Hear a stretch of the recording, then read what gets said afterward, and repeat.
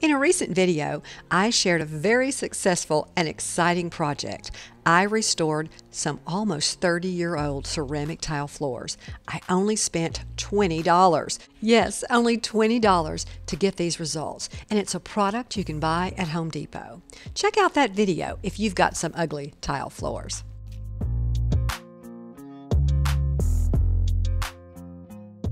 I'll put the link to the video in the description.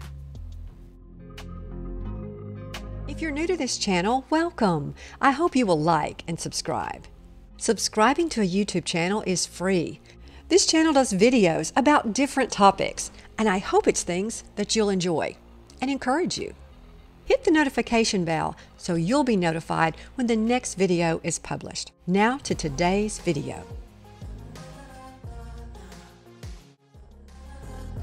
I recently purchased a bottle of Grout Renew to change my old dingy dirty grout to a lighter color that really updated my home.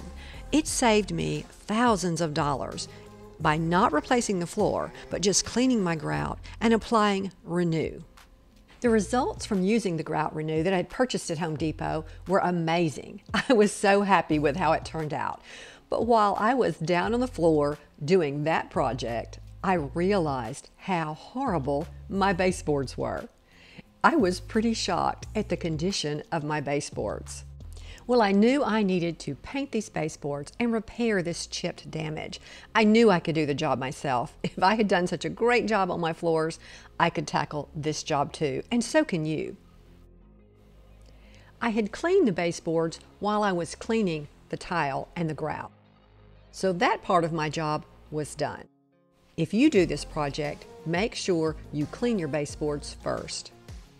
I just used some inexpensive caulk that I already had, but if you don't have caulk, go buy some caulk. It's in the painting section of your Walmart or your Home Depot. It's very inexpensive. And one tube will last you a long time. If you don't have one of these caulking guns, you don't have to buy one. You can buy the type of caulk that just comes in a tube, like a tube of toothpaste, and use that to squirt it out. If you're doing a lot of projects around your house, it's worth it to get one of the caulking guns. You know, I have rental property and have done a lot of work myself on those houses over the years, so a caulk gun has been in the trunk of my car or in my tool bag for a long time. Well, if you're looking at your baseboards and they need some paint, just clean them and paint them. But if they're like mine and have all these chips and dings, you want to apply some caulk in those areas. Applying caulk is not difficult, but there is a learning curve. You want to pay attention to how much caulk is coming out of your caulk gun or your tube so you know how slowly or quickly to drag the caulk gun along the gap so you're getting an even amount of caulk to fill the gap between the wall and your baseboards. It does look better when you have an even amount of caulk along a baseboard. You want to try to do one even string of caulk down the wall, not so many stops and starts.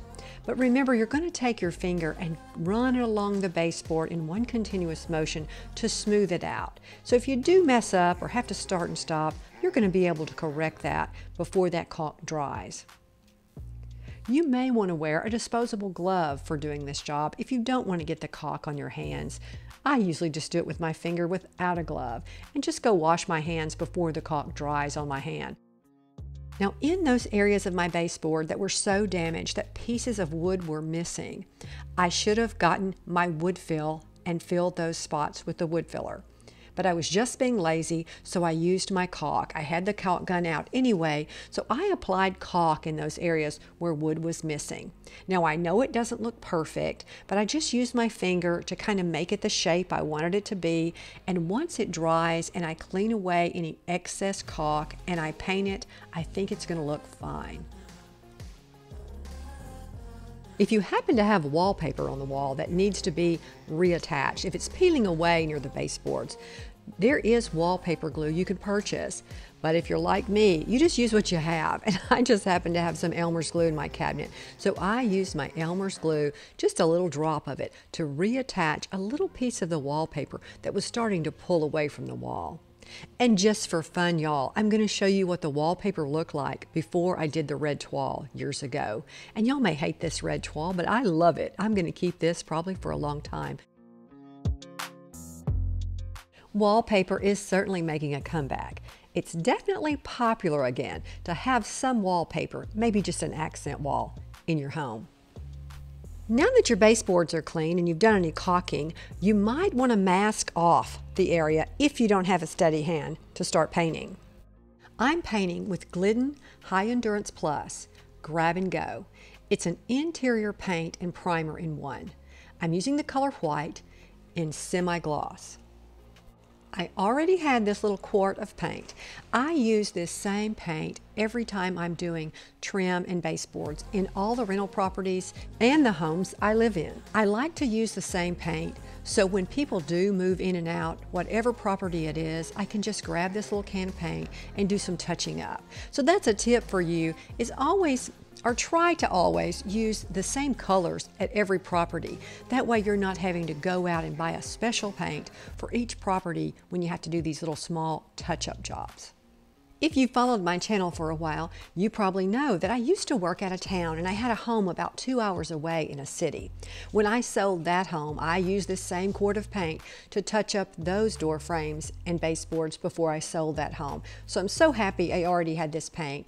But as I said, I keep a little quart of semi-gloss white for any touch-ups at the rental property. Now I have to admit, I don't always buy this brand, but if you use a grab and go white in semi-gloss, they're usually pretty close to the same color. I hope today's video has encouraged you to take a look and see how your baseboards are looking. Do they need a little touching up? You know, sometimes it's those small details, those final touches that really make a difference. Well, thanks so much for watching today's video. If you stayed to the end, I hope you'll give me a thumbs up and consider subscribing to my channel. Until next time, bye.